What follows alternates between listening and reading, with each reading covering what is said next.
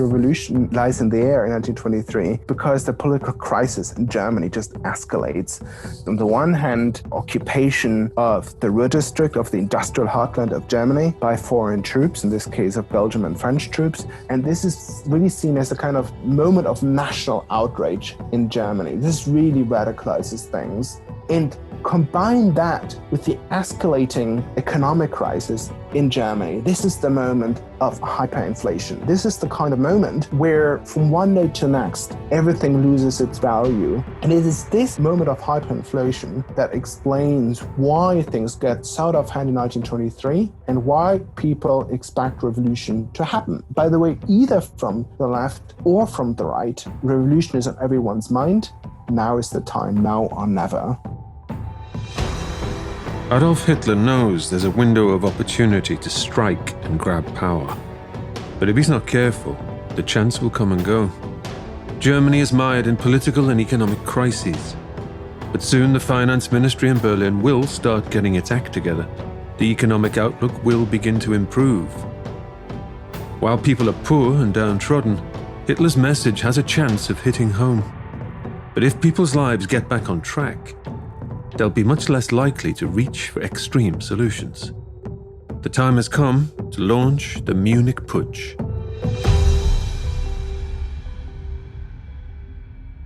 Germany was perhaps the strongest nation potentially in all of continental Europe.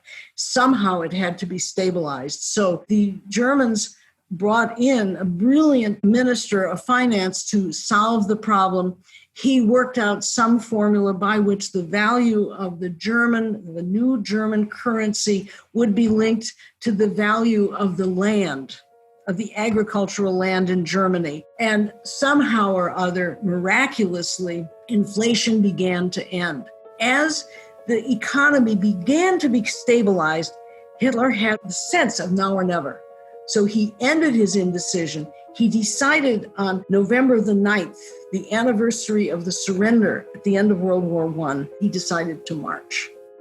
But then things start to move more quickly than Hitler initially thought that they would happen. It seems that Hitler initially thought he had far more time to build up this standing for him. But as he realized, as there is talk about revolution in there, he knows that he has got to move now. So if he wants to be Germany's Mussolini, if he wants to be Bavaria's Mussolini, he clearly feels now is the time. He's also aware that voices are being heard within his own parties, amongst his own supporters, that Hitler is all talks but no action. So he realizes that he really now has got to act.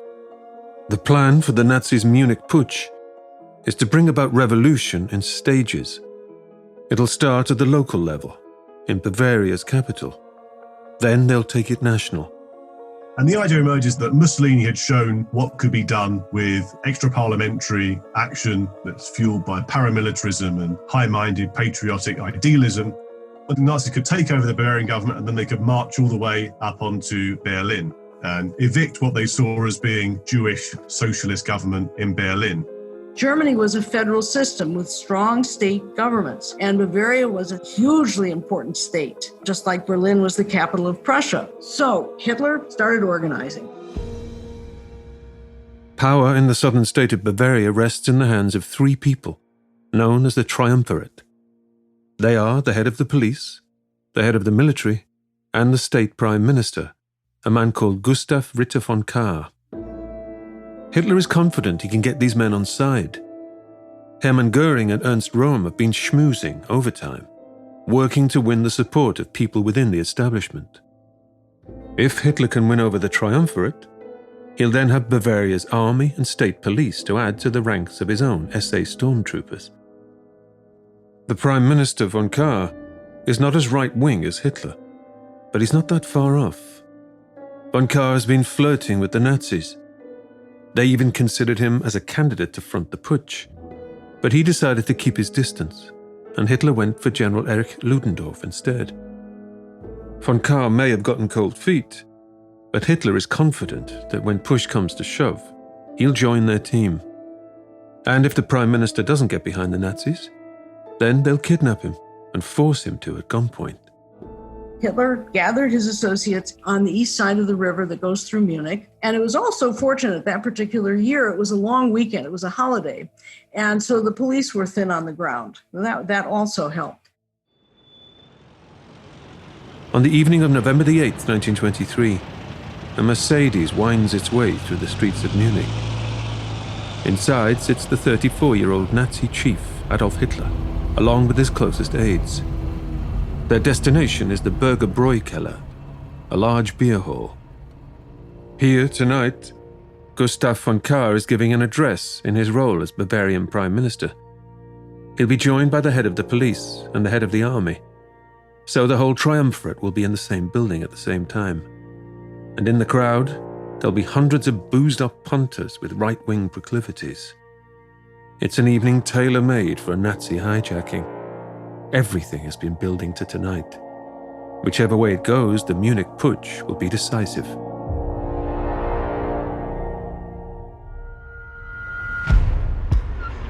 The car arrives at the Burger Bräukeller. Hitler steps out. Hermann Göring is also there with a retinue of brown shirts. General Ludendorff isn't here yet. The plan is for him to make a grand entrance later on, in Act 2.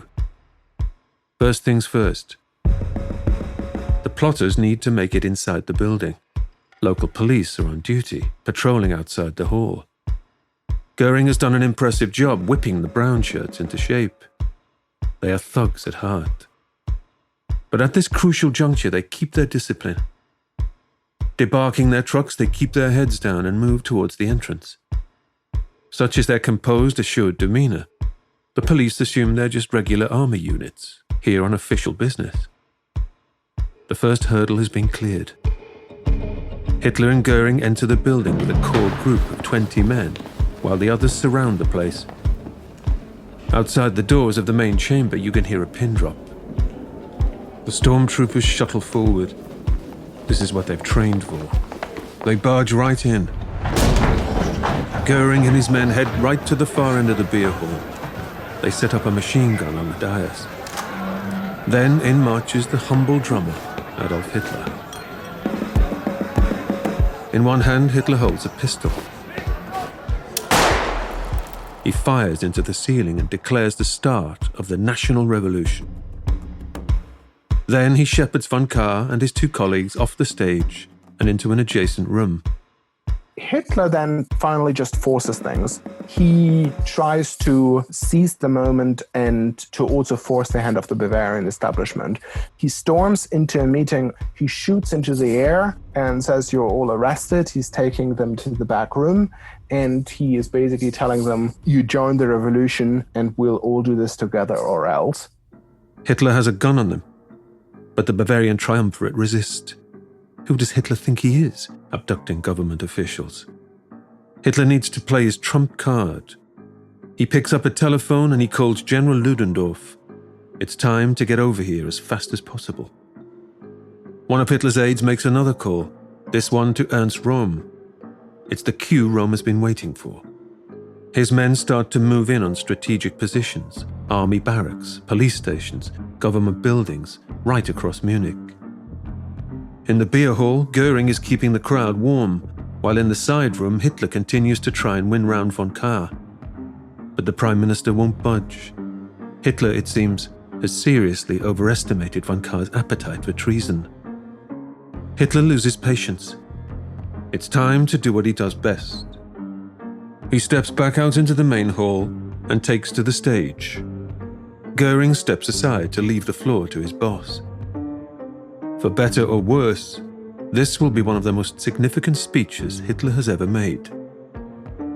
Hitler launches into a textbook tirade. He uses every rhetorical device at his disposal to turn the crowd his way.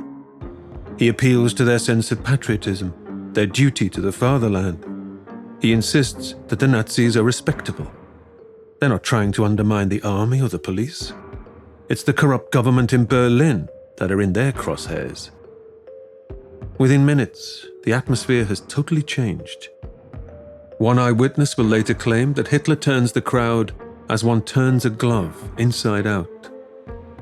Hitler leaves the stage to rapturous applause. He heads back into the side room to work on von Kahr some more.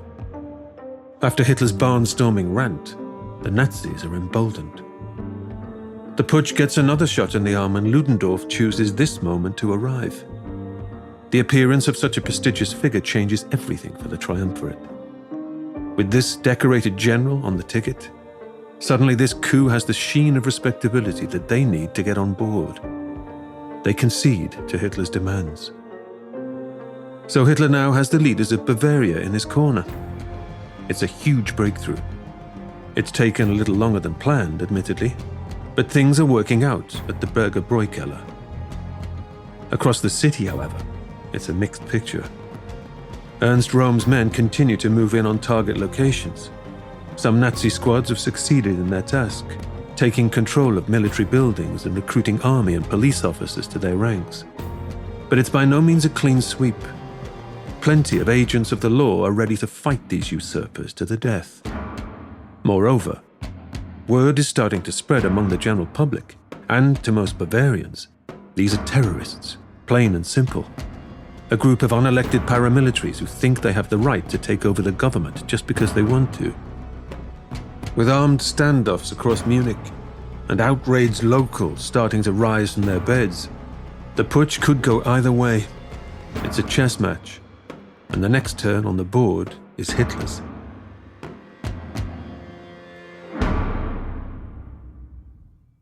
Titanic Ship of Dreams, the new podcast from the award-winning Noiser Network. Join me, Paul McGann, as we explore life and death on Titanic. I'll delve into my own family story following my great-uncle Jimmy as he tries to escape the engine room. We'll hear the harrowing tales of the victims and the testimonies of the lucky survivors. I saw that ship sink, and I saw that ship break in half. Titanic Ship of Dreams. Listen wherever you get your podcasts. From where he's standing at the Berger Bräukeller, everything seems pretty much under control. He has no way of knowing at this moment in time how delicately balanced his revolution is. So you can perhaps understand the tactical decision that he makes. Hitler decides to leave Ludendorff and Göring in charge at the beer hall, while he goes to oversee the coup elsewhere in the city. He is the self-proclaimed Führer, after all. He has to be across everything. This is a fatal mistake. The atmosphere in the beer hall is upbeat. Everyone is on the same page now. Down with the Weimar government. Long live patriotic Germany. Hermann Göring is in his element. It's like being back at his World War I airbase. He's the toast of his men. They love him. How could they not? The drinks are flowing. The spirits are running high. No one is keeping an eye on Ludendorff. And left to his own devices, the general is about to make a grave error. Prime Minister von Kahr reads the situation perfectly. He sidles up to the aging war hero. Let us leave, von Kahr suggests. It's getting late. We've given you our backing. Now let us head home. We'll pick this up in the morning. You can trust us. We won't betray you. Ludendorff sees no reason why not. Hitler's most high-profile hostage walks straight through the beer hall's double doors and out into the night. Von Kahr has played Hitler and hoodwinked Ludendorff. Now, he has absolutely no intention of going home obediently to his family. He didn't become Bavarian Prime Minister by being a pushover. Instead, von Kahr sounds the alarm. The moment Hitler accepts that the people he had arrested who had given him the word that he would support them, the moment he makes a mistake to take their word, he has lost the putsch. Because as a result of that, people are being arrested and things don't really spread during the night. In a few brief moments, the putsch is swerved violently off the rails. When Hitler returns to the Berger Bräukeller, he's incandescent. The plotters are now marooned in no man's land. They haven't kept the Bavarian bigwigs on side, but they've gone too far with the putsch to back out.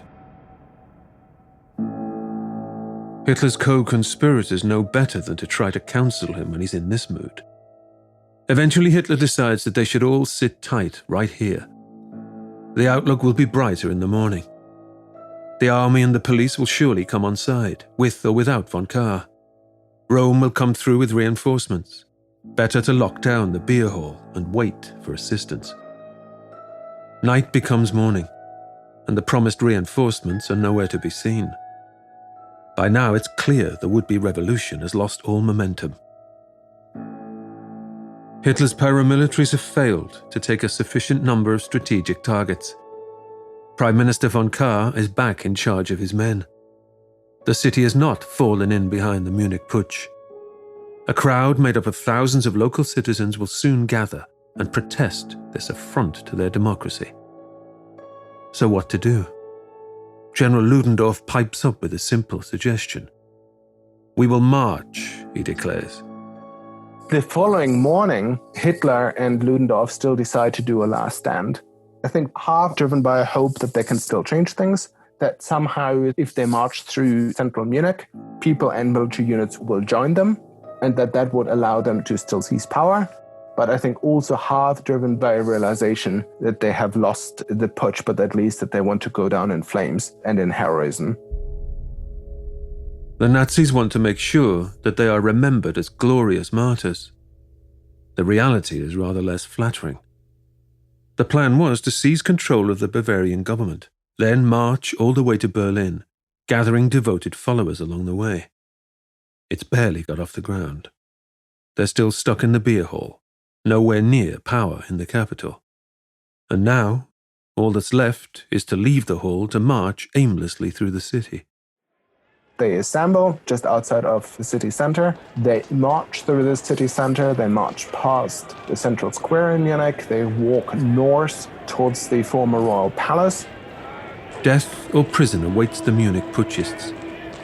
Marching through the streets worked for Mussolini in Rome, albeit he had a specific destination in mind.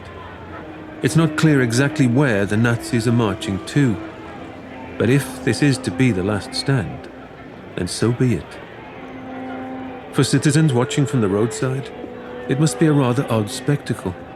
That foul-mouthed orator, Adolf Hitler, with the old war hero, General Ludendorff, leading a brigade of banner-wielding fascists through the city. Suddenly the police show up. The security forces show up. They block their way. The entire force is marching in one street. They're not deployed. They're not scattered. And suddenly the marchers face the police. The road ahead is blocked by the authorities. These policemen are armed and ready for a fight. And just as they reach the square where in 1914 Hitler had stood at the outbreak of the war, Bavarian police start shooting on them. It doesn't take much to disperse the Nazis. Hitler falls to the floor. A bullet narrowly misses his head. Talk about a sliding doors moment. The police fire. Several of Hitler's fellow marchers are killed. The man who was next to him locked arms with Hitler and thereby pulled Hitler to the ground, probably saved his life. Later on, Hitler in Mein Kampf and later would always talk about himself and his 12 loyal deputies. Of course, how many disciples did Christ have? 12. Hitler will spin this showdown with the police as a glorious instance of Nazi heroism. But in the moment, he and his followers scatter and flee for their lives. Well, there's one exception. General Ludendorff marches straight forward, right towards the police. They can't bring themselves to fire upon a war hero, so they take him into custody instead. Hitler's followers call him the Great One, but right now, he's a little busy sprinting off into the Munich backstreets. Ludendorff is just marching through the fire because no one dares to shoot at Ludendorff, and the putsch is over. Hitler, he's now being quickly pulled backwards and in a car whisked out of Munich. While Hitler escapes with a dislocated shoulder, Hermann Goering, the leader of the SA, is faring rather worse. Hermann is injured, where he's shot in the groin area, gets a bullet in the groin area. He takes refuge in a local house, and then Karen, who was sick at the time, sort of gets off her sickbed, goes to find him, gets him to a doctor, and then they get him across the border into Austria. So the whole thing basically degenerates into what one observer called a Latin American farce. It started with his big ideas of taking over Berlin, and it collapses into a pretty tawdry exchange of fire on a Munich street. It's a kind of episode that's very embarrassing, really, for the Nazis in terms of its optics. In the aftermath of the putsch, it seems remarkable the Nazis ever thought it could come off. There was never really any chance that the putsch was going to succeed, because even in Bavaria, the police mostly and the army mostly were resolutely set against the putschists. It was a complete and total fiasco. Miscalculation, arrogant to think that this band of thugs would possibly be able to take over the government. The entire putsch was a failure. Hitler's Beerholt Putsch was initially an unmitigated failure. Hitler thought that this was the end of it. He was suicidal in the days after the coup, so he clearly thinks everything is lost. It seems that he has had his 15 minutes of fame. This is also how foreign diplomats, how they report Hitler, is they treat him as the guy who had his 15 minutes of fame and then went down in flames. Adolf Hitler and Hermann Göring are on the run. Ernst Röhm, Erich Ludendorff, and Dietrich Eckart are in custody. To add insult to Hitler's shoulder injury, the putsch is not even reported in the press as Hitler's coup. The infamy, for now at least, belongs to General Ludendorff. It's also important to remember, by the way, that initially when the putsch happened, people described it as the Ludendorff putsch. At best, they described it as the Ludendorff-Hitler putsch. Ultimately, the Nazis were never going to succeed without the guaranteed support of the army. And not just fringe officers like Ernst Röhm, the army en masse. This is a warning that Hitler will take on board. The military will remain a serious power broker all the way through the Nazi years. The army has a huge impact on Germany all the way through, and Hitler's really always got to worry about the army. It remains an independent power. And of course, that's the group who tries to kill Hitler. And in terms of the Nazi strategy, it switches after the Munich putsch to having to use the ballot box rather than purely relying on conspiratorial paramilitarism, which had preceded the putsch. By the time 1933 comes, Hitler makes sure that the army and the police are on his side for the takeover of power. So it's a very important lesson, in some ways, periodizes the entire Nazi movement. The putsch has been a shambles, but the humiliation of defeat contains one absolutely vital lesson for Hitler. He will soon come to realize that he must change his whole approach. He will see clearly that the way to power lies not in seizing the government by force, but in subverting the democratic system to his own ends. Hitler will soon launch a brand new mission: to bring down German politics from within. And he realized that he had miscalculated. Hitler realized his strategy was wrong, that he would never be able to stage a violent revolution like Mussolini, that he lived in a democratic system with a well-developed middle class, with a very strong constitution, and he would have to work within the system to undermine instead of overthrow that system, to figure out its weaknesses and to leverage what power he had to destroy the system from within, to weaken it from within. Hitler will realize that he has perhaps underestimated his own political talents.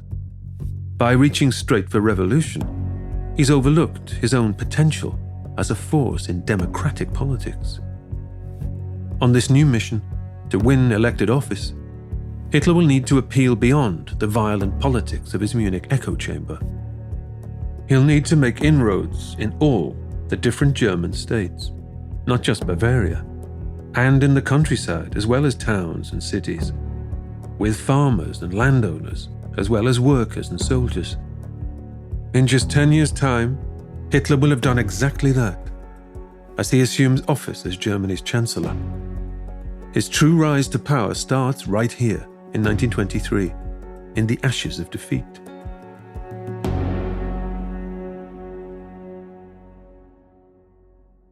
Hitler has fled the Munich putsch with his tail between his legs.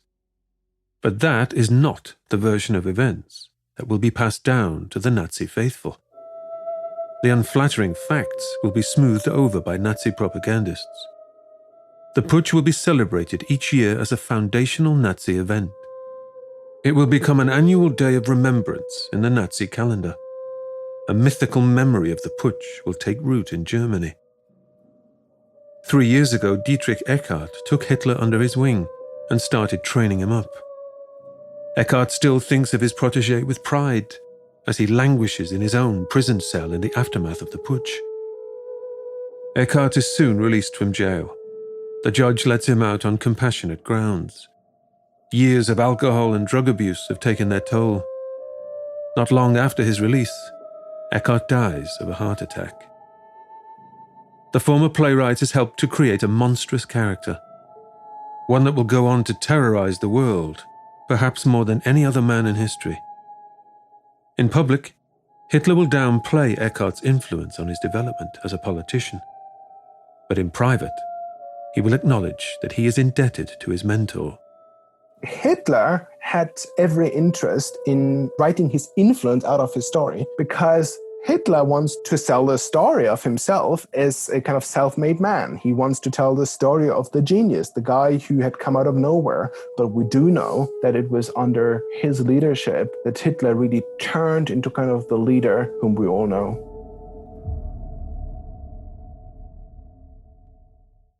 So what next for Hitler and the Nazis? Hitler wasn't arrested immediately because he and everybody else fled.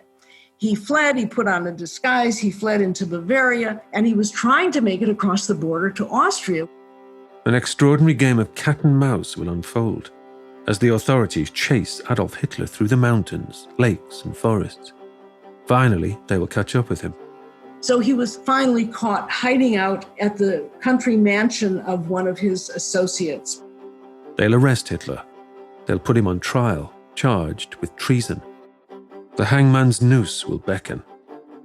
But as we shall see, Hitler will turn this crisis on its head. His trial will turn out to be the making of him as a national figure. So Hitler's able to use his trial for the Munich Putsch, turn it into a big propaganda spectacular. This was attempted treason, and yet rather than giving Hitler a stiff sentence, he's allowed play to the gallery. As he takes to the stand in his own defense, Hitler will finally break out of his Bavarian bubble and rupture the nation's consciousness. At this moment, his march towards the roles of Chancellor and then Führer will truly commence. Hitler basically just accepts that it was all him, even if it's not true. Hitler realizes it's great if everyone blames everything on him, because if they do so, he has finally become what he has tried to be for a long time, a nationalist leader. Reporters flocked from North Germany, and for the first time, Hitler had name recognition. For the first time, he emerged out of his Bavarian following and became a national figure, a hero who may have failed, but as a man who would risk his life, risk his reputation for the sake of his nation. And that's what made him a national figure. That's next time